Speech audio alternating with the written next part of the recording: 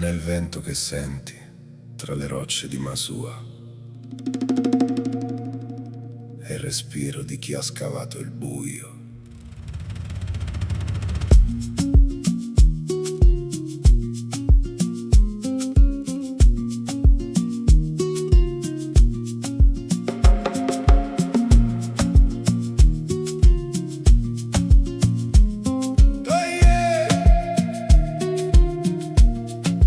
Nebida e Masua il vento non dorme mai. Porta nomi e voci, porta il ferro degli eroi dentro il ventre della terra. Prima che sorga il dì, scendevano nel buio e il cielo restava lì. Polvere nei polmoni, una fame che non dà tregua. La roccia era un altare, la fatica la sua stregua. Mani spaccate il minerale, dentro i vagoni il battito del cuore, come il ritmo dei picconi. Da Iglesias fino al mare la montagna era sovrana. L'urlo della sirena, una corona di condanna. Era vita consumata, era carne tra le pietre. Generazioni prigioniere di speranze tetre. Porto Flavia guarda il mare, scavato dentro la pietra viva, caricando notte e giorno, zinco e piombo alla deriva. Bugerru, rabbia antica di minatori e di povertà, dove il sangue degli operai scrisse la storia della libertà.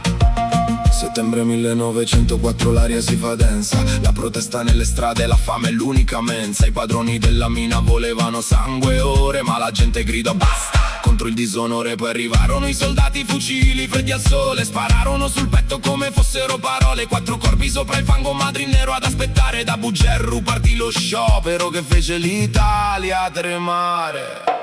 Ogni galleria nasconde nomi incisi nell'umidità, uomini senza monumenti, morti per necessità. In Burto su Monte Vecchio, Argentiera, Sardegna scavata, ferita fiera. Davi il ferro al mondo, ricevevi solo catene.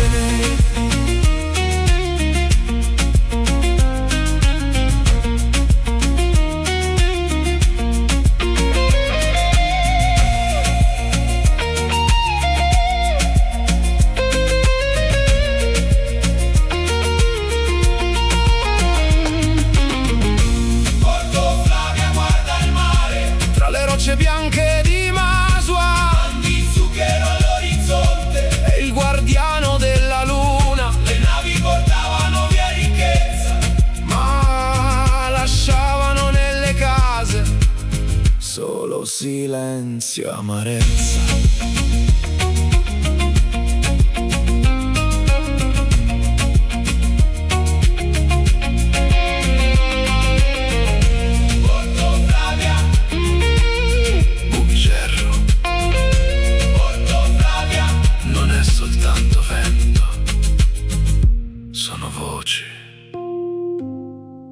Voci rimaste sottoterra. Sardegna,